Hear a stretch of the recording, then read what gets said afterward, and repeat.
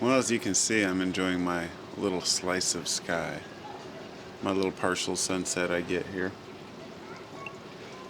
And that's beautiful. I'm grateful for it, but would be nice to live in an area where I got a lot more sky. But I guess that's the price you pay for having a lot of trees. I've heard people say that they wish they lived out here because of all the trees. But it's funny when you're driving along in the desert, if you're from Portland and you go out to the desert, you're just amazed at all the open, wide open land. But if you live out in the desert, you're more likely to take note if you're in the forest. Because there's so much more going on that you didn't see before. Where'd it go? I saw an airplane there. The things that you don't see so much when you in your normal environment. So it's like there's always a novelty to what we're not used to. I mean, that goes for everything, though. Everything's a novelty when it's something we didn't have. It's something that comes to the grass is always greener on the other side. That's where that whole idea comes from. So anything that we don't have, we always, it makes it that much more exciting when we do. So I try to take it in stride life and remember that just because I don't have something that I wish I had doesn't mean that I wish I had it all the time. I guess an example would be Florida. I love to go to Florida. I go to Anna Maria Island with the family, and it's on the inside of Tampa. It's a little island by itself, quaint little place. They've got, regulations on the island, so the buildings can't be taller than, I think, 2 stories, and it's just a nice little example of what Florida could be. The rest of Florida, hell, I don't know. I've never been down south. I don't care to be, but that little spot to me is wonderful. Would I want to live there? Hell no. People in Florida are strange to me. They drive crazy, and it's just a weird place. I don't feel at home there. But I love the environment, so it's a good place to visit. So it's one of those things where I look forward to going, but if I live there, I just want to get out.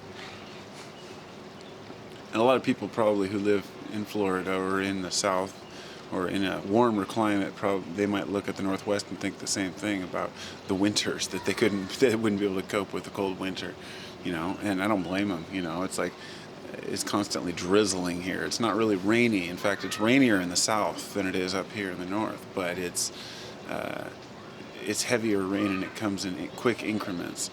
When I was in Tennessee going to Bonnaroo, I remember we had to pull over for a rainstorm, and I realized that's just what people do there. When it rains heavy, people pull over. Totally different environment from here, where it's just you just learn to drive in the rain all the time because it's never that heavy. I mean, once in a while you get heavy downpour, but nothing like I experienced down there.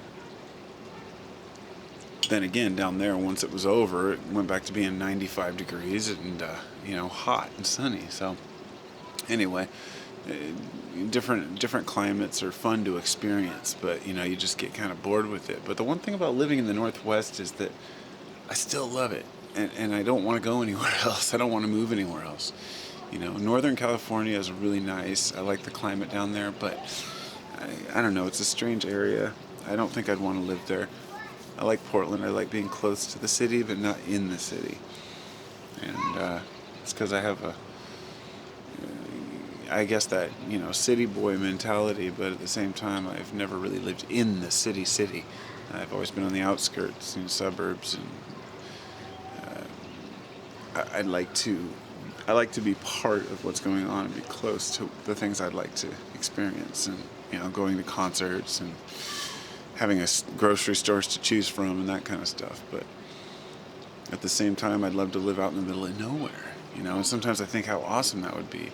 But that goes along the lines of what I was just saying, like I know that it wouldn't be that much greater to, say, live off the land or to live in a place that was really remote, because I enjoy people, the company of people. I like to walk out here in the evening with my coffee and listen to the birds and the kids playing next door and all the things that are going on. It's just, I don't know. It's part of who I am, and I know that's part of my programming. It's just like a country fellow waking up and hearing the chickens, and the cows, and that's his normal scene. For me, that would be something different. But it is what it is. I live in the environment I live in, and I'm accustomed to it.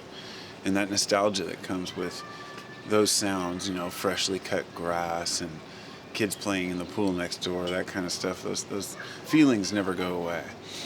And we will always associate them with the area we grew up in and the people we grew up with. So I guess while we're trying to deprogram ourselves, we got to remember that some of that is what keeps us happy. Some of that programming is what determines who we are. It's life. It's a really beautiful sunset today. I wish you all farewell. Have a great evening.